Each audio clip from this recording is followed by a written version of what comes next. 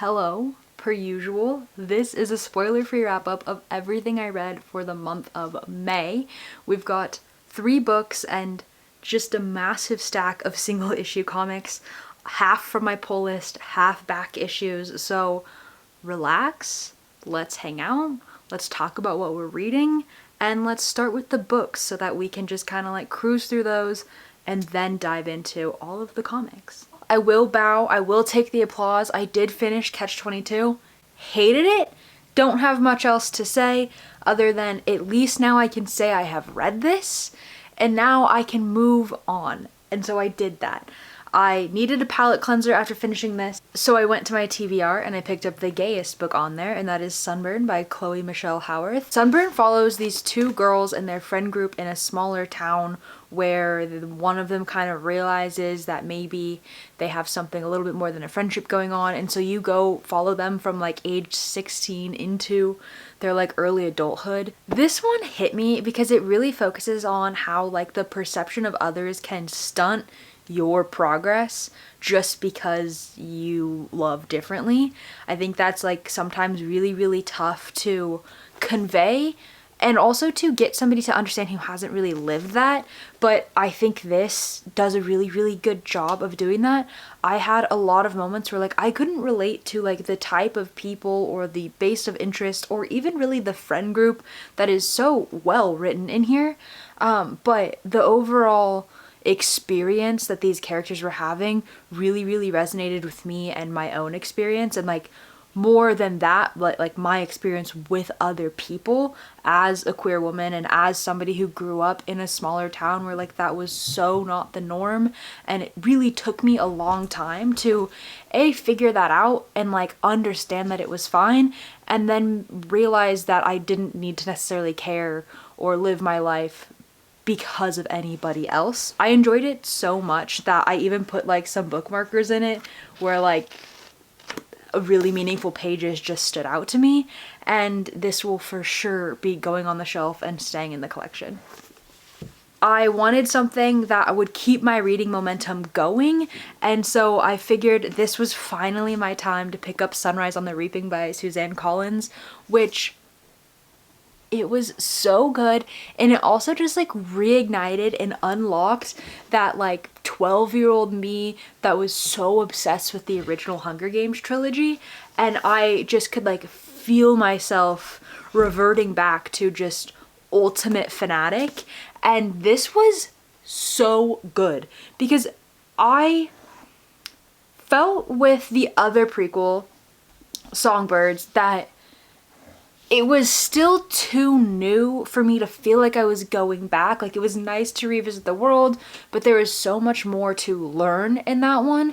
Whereas this really paid off to, I think, fans of the original stuff because you're really familiar with Haymitch. So getting his full story and then being able to pick up on all of the Easter eggs that connect to other characters, not just the world, was so rewarding and a ton of fun. And this was full of moments where like I had goosebumps. You get to go back to the Hunger Games in a way that is very reminiscent of Catching Fire, obviously, because it's a Quarter Quell situation. But like, if you haven't read this or you've been saving it because of the movie coming up, which is what I did, hit it now. This is perfect.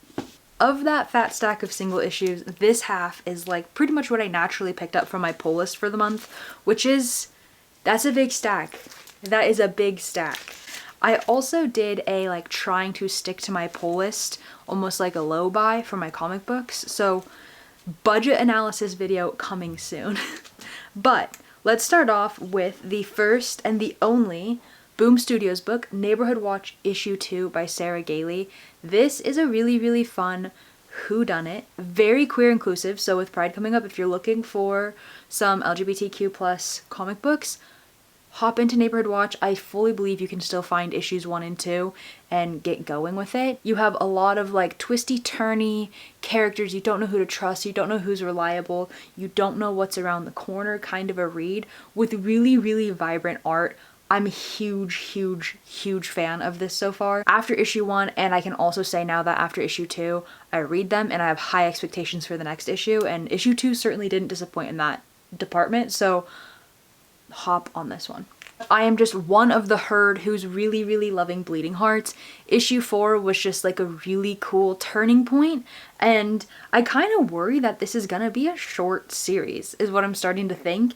But boy, is it a beautiful journey, and if you are not reading this, or if you are trade waiting this, good luck. I had the first 3 issues of Day Tripper from a little back issue hunting that I did, and this was, shout out to Andre, a recommendation from his channel. This is so cool. You're following a guy who writes obituaries, and also you are seeing his life and other people's lives turn out different ways. So you kind of start all of these knowing that whoever you're looking at will die in the end. And it's just like a little tiny blip into what can happen in life, and like what you should maybe appreciate in life. And like, I mean, you can take whatever you want out of these, but they're very like monumental feeling, which is really, really, really cool to be able to pull off in such a small format. Batwoman issue 3 came out this month, and boy are we in for something, but I'm just not quite sure what that something is yet. For some reason, this book specifically, reading it once a month is like a crawl to me. I don't know why, and it's not the book, it's like, if anything, it's that I enjoy it so much that I wish I was getting it more frequently. But it's the only book on my pull list that I noticed that happening with, where I'm just kind of like, okay, what happened in the other ones? I feel like I need a refresher every time I go back to pick it up. And I don't know if that's coming out of A, me just loving it and wanting more quickly and being greedy about it, or B, like me trying to grasp onto what I think might be going down in this story, as opposed to like the other Batwoman stories that I've read. Kind of interesting. I'm seeing people drop off of it, and it's shocking to me because I'm having a blast reading Batwoman. Blood and Thunder issue 13 came out this month, and this I'm always talking about and always saying people should hop on and read it.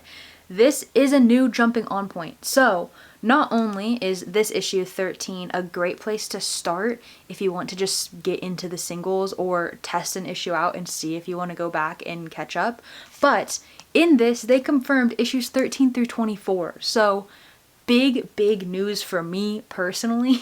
This one's hard not to talk more about, but the Exquisite Corpses finale was this month, and chef's kiss. I'm so sad to not have the like momentum of this book on my pull list anymore, but interested and excited and curious to see like what comes out of it. I know they just like bonkers succeeded on their Kickstarter for the game release, and then obviously we're kind of getting news about the like spin-off books that are coming. I don't think I care about the Rascal Randy one that is coming first, but I will for sure be looking to tap into the Fox Mask Killer one, because I need the rest of that Fox Mask Killer and Lady Carolina story like bad. So really sad to see this one go, but happy to see what it kind of like accomplished, and I think genuinely how many new readers it pulled into local comic shops. Like Neighborhood Watch issue 2 of In Your Skin came out this month, and I would say if you had an inkling to pick this up and you regret not doing it, or you are enticed at all, you should go back and find 1 and 2 ahead of 3. I think this is just going to be a short, like 6 issues maybe, but this like is skin crawly in a really good way.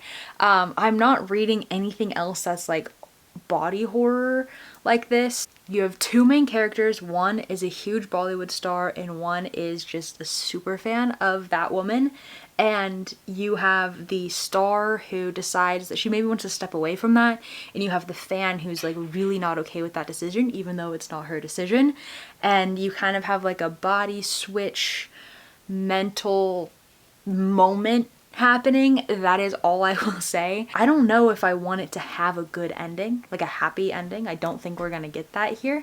I think it's gonna be a gut punch of a book. Planet She-Hulk issue 6 came out last month, and I was kind of honestly too bummed about it being the final book to pick it up until this month. I really stalled on that one, and this is kind of like one of those reminders to like, if you enjoy a character and you want to see more of that character or that creative team or whatever, like buy the books. Buy the books that you want to see and like help them live. Another number 2 this month was Daredevil. Stephanie Phillips and Lee Garbett are like killing it on this. I'm really, really, really enjoying it, as I knew I would, and as I see a lot of other people doing, rightfully so. This is phenomenal. Like, every single thing about this is wonderful, and I don't think it's hard to catch up on if you missed it. There are so many cool covers for this series. It is really, really hard to just like grab the A's and not duplicate, because some of the art is so outstanding. Jessica Jones Alias issue 3 of the reboot came out. This cover, I'm trying to show you without the glares. We're kind of getting to the action here, and I think this is like that tipping point in the arc where everything is gonna just go down when we get that next issue. And then my last 4 books are all Spider-Man singles. So the like conclusion to Death Spiral, which was like a number 1 one-off thing, I hate that. Why didn't they just make Death Spiral 10 books? Stupid. But I really, really, really enjoyed the Death Spiral event. I thought that was really great. And then the first issue of Amazing Spider-Man pulling out of that was phenomenal. This was maybe my favorite issue of The Amazing Spider-Man that I have read since I started polling at the new number 1. So in the past 28 issues, this has been my favorite. And then because it was kind of like the first issue back in this series off of Death Spiral, I did the same and I picked up the first Venom issue back off of Death Spiral, because I did pull a couple of Venom books in order to read that event. And same thing, this was really good. This was such an endearing like Peter and Mary Jane moment, and I think this cover is very, very cool. By no means am I adding Venom to my pull list, but I am glad that I picked this one up because it was like a nice little treat, I feel like. Whereas 28 was one of my favorite reads, 29 might be one of my favorite covers out of, you know, these 29 books that I've been pulling. But we've got a new villain. We're watching Peter try to untangle like the mess that he has made and that he has been pulled into, which is pretty classic for him, and I think something that like feels repetitive to a lot of people, but at the same time it just feels very true to this character. So I think you can kind of look at it 2 ways. But this one, Legacy 993, so 7 more books. And then the final issues I read were 2 through 14 of The Pulse, which is like loosely a Spider-Man story, really more so a Jessica Jones story. It has like formatting that's very similar to Jessica Jones, which is really, really fun, but also like not completely the same vibe. This I feel like was introduced and sold in the like tip off to it, where they kind of urge you to go follow this series, as a lot more of a Spider-Man Jessica Jones series than I felt like it was. The first few issues, they're kind of baiting you in with Spider-Man. And then they kind of send Jessica on to be a not so strong woman. It's kind of frustrating actually to see her character like go through what she's going through here. And then you see her really come around. You start to see a ton of cameos from different characters. You have a great, great, great individual couple of issues actually with Jessica and Sue Storm and, you know, like other members of the Fantastic Four, but there's a few really, really good moments between Jessica and Sue. And then if I'm being honest, we've got the last arc, which is like Fear Part 1, 2, 3, and then Finale, were top tier. These were such a good payoff to reading the series. Is the series what I thought it was going to be? Not quite. Did I end up loving it and really thankful that I found all of these single issues? Absolutely. I've got a lot of organizing to do now. I have a feeling I'm gonna need to get a new short box, which means we are up to 3. We've graduated.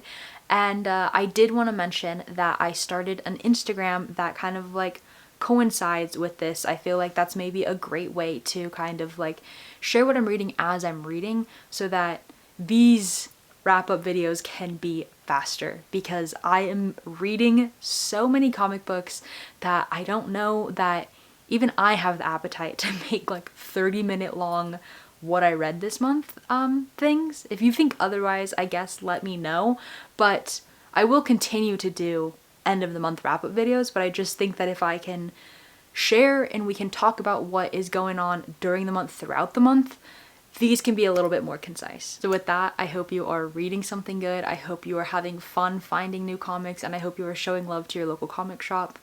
Have a great day.